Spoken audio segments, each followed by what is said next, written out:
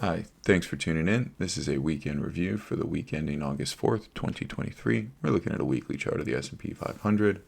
Not a lot has changed going back a few weeks, which is why I haven't had a video. But this week, we do have something that's changed. We now have a bearish reversal candlestick on pretty much every chart. We're looking at a weekly chart here where we've closed below 5 on SPY. Looking at the weekly chart here of the Qs. It's a bearish reversal, closed below the 5. Looking at SMH, right up here at this double top. Closed below the 5, outside bearish reversal. IWM, outside bearish reversal. IYT, outside bearish reversal. Bonds, breakdown, continuation lower on volume. Momentum says lower prices for gold.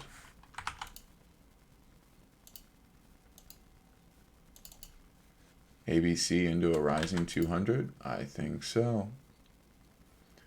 So let's take a look at that intermarket analysis that drives the stock portfolio allocation. QQQ versus IWM is telling me here that, let's zoom in a little bit. Sorry, this is SPY or equities versus cash. Continues to favor equities, has favored equities since the October low. Equities versus bonds continues to favor equities and has done so since the COVID lows. Equities versus gold continues to favor equities.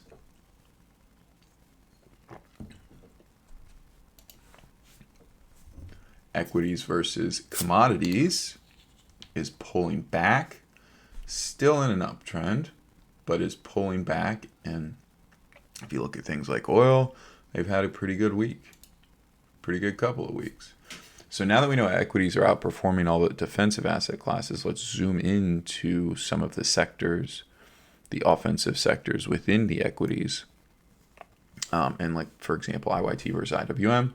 IYT has been outperforming QQQ versus IWM. We have had outperformance here in QQQ, but that seems to be rolling over. We have a sell signal. SMH versus SPY continues to favor SMH, has done so since the October lows. SMH versus IYT has now changed trend, put in a low, a high, and a lower low, and momentum is rolled. And so what we're seeing here is a little bit of rotation out of tech, but equities still is the place to be. And if you look at that and then go back to the charts that we were just looking at, you can see, yeah, we've just got a little bit of a pullback within the context of an uptrend. And if you look at the monthly chart and all these things, they just fired buy signals, right? So even if you're just doing like, hey, histogram flips negative, histogram flips positive, these are my sell, here's my buy, right? You'd be long again and you would have saved yourself a lot of headache. Even if you're looking at EMA 5, SMA 10, bear bull cross, you would have buyers here and sellers here. Point is that buy the dip really just returned like this year, and it had been off for an entire year. And so right now we just have a daily chart that's rolling over back to mean. Mean is the 0 line, and we're looking at a strong uptrend, right, which is evidenced by this trend line, but also evidenced by a rising dynamic moving average.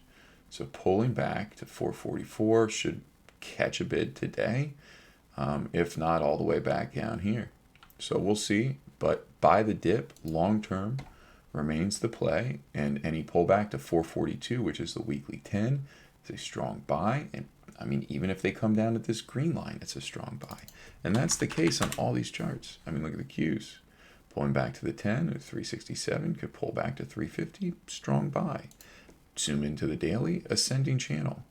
This thing hasn't broken, and what generally happens is you'll get an ascending channel, and then you'll get a distribution phase, and then you'll get a new one of these. But this time it'll be as pushing price lower. Okay? And that normally happens after the distribution phase. Right now, we're in the markup phase. Okay? On a lot of these charts, if you can't tell. Okay, now let's look at the ones that are a little bit different. IWM. We'll start on the monthly, like we have, because we've got a monthly close. Boom, monthly buy signal generated. Histogram's positive. Finally got the bull cross back in July now. Last month's close initiated the bull cross. Haven't had a bull cross since October of 2020. That's how long it's been. Nearly 3 years since you've had a buy signal in small caps, but now you have one. Now, structure, you could certainly be doing something like this. It is not lost on me that that's in play. It's also not lost on me that this is in play. Okay? We just don't know. I'm not going to sit here and try to profess that I'm somehow, have some crystal ball. I have no idea. And we're in the middle of some big trading range, and we haven't really done anything since, right, this move here, which was corrected. Then this move here, which was corrected. Are we getting ready for one more move? I don't know. Or is this correction not done? Right? Here you had an A, a B, and a C. We're going to get the same thing here. An A, a B, and a C. Right? We just don't know. And what's really interesting, if you look, here's a zigzag. Here's a bigger zigzag. And are we going to get the biggest zigzag now? Right? Ending some massive correction that started probably back here in 2015.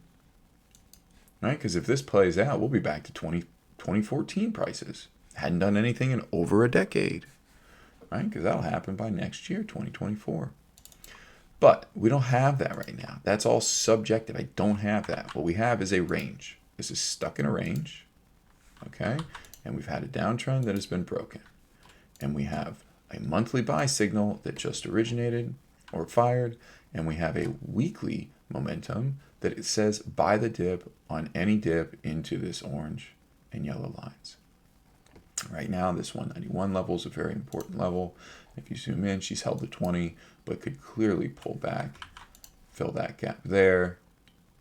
I mean, could even, again, pull all the way back to 176. We're filling this again, and we're just continue to grind out some big range. Something like that. I mean, that's entirely possible. So we don't have, even though we have the rotation and we have the intermarket analysis showing us that it might be time to look at transports, might be time to look at IWM. They are, earlier in this monthly buy signal, but it's also important to note that, right, they are also pulling back, okay? So they're just outperforming on the way down. That's another way to say that. So if you look at this, you could say, well, why isn't this just a back test, John? Right? Breakout, back test, breakout, hold 2 weeks above, back test. Certainly could be. Okay. Let's take a look at gold. Like I was showing you earlier, momentum firmed down. Monthly had its buy here, came back up, another high. I really don't know what's coming for gold. I really don't know. It's one of the most interesting charts right now. Is this really some quadruple top? I don't even know. I don't think that's even a thing, right? This to me looks like an ABC into a rising 20 on the quarterly chart. This looks like a big cup and handle and looks like she hasn't done anything since 2011. Okay, now bonds are accelerating lower. I mean, they just won't quit. And this is a result of TNX doing what she's doing, which is she's probably coming back up here again. Even though momentum rolled, it doesn't mean that you're going to get the top right away. It can mean that, and it has meant that in the past. But it also means you could come back up like back here, challenge the high again, like we're doing right now, set a new high, come all the way up here to 4.7, and then roll over again. And that mark the major top, like it did back here in 2006 and 2007. Point being, bonds are headed lower. I don't know why they won't come all the way down here and set a brand new low, but once they do, I am going to be very interested in bonds. Not yet. There's no reason to. This is a strong downtrend, and I'm not hopping in front of that train. Right? I'll buy gold before I buy bonds.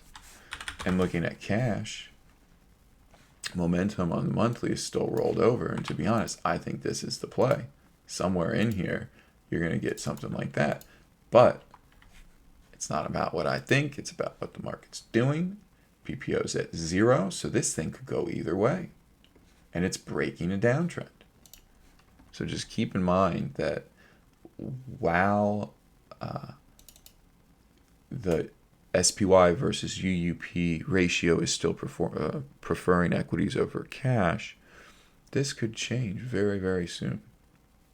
I mean, this chart is ready to move. And so she's either going to break down all the way down here to the 50, maybe even 26 bucks on UUP, or it's time to go. And if it's time to go, what does that mean for gold? It means gold's going to roll over. And what's kind of happening here, she's given up to 20. Momentum is straight to the ground. And we're heading back to the 50. And this gap fill at 173. So let's take a look at some of the strongest stocks, right? NVIDIA on the weekly, rolling. This is it. This thing is done. I've had a hell of a ride. I'm pretty much done. So if she can close below the 10, that will be the final sell signal. But she's had a hell of a run from down here where I bought. I sold a bunch right here and right here. And I do believe that this thing is coming to an end. And when it does end, it's going to pull back in time. At best case, or price with one of these big numbers. So, point being, this monthly is still saying buy the dip, still screaming higher, weekly rolling, daily already rolled, and back at this trend line. Okay, so this is a buy signal, but if she rolls over and gives up this trend line, the 50 is likely to roll too, and we're coming all the way back down here to some of these gaps, but certainly 375. And so this is a name to watch this week. She's certainly going to lead and give us many clues on what we think is going to happen here. But yeah, I mean, either way, it's a dip to be bought. Now, NVIDIA and SMH a little bit different, right, than the IYT IWM dips to be bought. This dip is after we've had the bearish divergence, right? We've had the divergence on the histogram. We now have had the divergence in PPO, and it looks like we're pulling back to the orange line again, which has been support this whole time. Now, the assumption and the high probability bet remain that buy the fucking dip is the play. But we watch and learn something either way. Do not have a bias. Do not guess. Just react. By guessing, I would have missed this whole move in NVIDIA. By reacting, I sit here and do nothing and hold shares longer. Okay, let's look at another name like Crocs, for example, which is a leader within IWM. Pull back to the 50, the slope of the 50 is up. PPO, histogram have reset to 0. Now appear to be rolling over again. And if you look at the monthly, it's like, wait a minute, we just got the EMA 5, SMA 10 bear cross. Okay, so are we getting something like this setting up? Pull back to this rising 50, you know, it's going to be about 82 bucks in the next month or two. And if that's coming, well then IWM's certainly going to put in one of these numbers. All right, you zoom into the leaders within the ETF, like Crocs and NVIDIA, right? Or Meta within QQQ, right? You get a better idea of what's going on. And when I do that with IWM, I say this thing could be rolling over. This is not a good look. Momentum firmed down after resetting. Weekly back to the zero line. I mean, legit has not done anything in a year. November to August. Price hasn't moved. And yeah, you could be saying, well, this is one big trading range. But now we're below that range again on volume. So to me, this is screaming one of these numbers. And she's coming all the way back down to here. And quite frankly, could be heading all the way back down here. And be putting in one of these big ABC regular flats. And if that's the case, we've got the non-confirmation in IYT and IWM. Right? Move higher in SMH and QQQ is not being confirmed by the move higher in IWM. Okay, so QQQ back to all-time highs, IWM back to where she was in 2018. Hardly the same market and can't escape this trading range. So the question still remains, are we seeing rotation out of tech into small cap, into the transports, or are we seeing a flight to safety, a rotation out of tech and semis into gold, into cash? We just don't know yet. The ratios are still favoring offensive assets. So as of now and end of week, I continue to remain long equities. But I remain cautious and am open to new information every week. That's all I got. I hope you liked the video. I'll see you next week.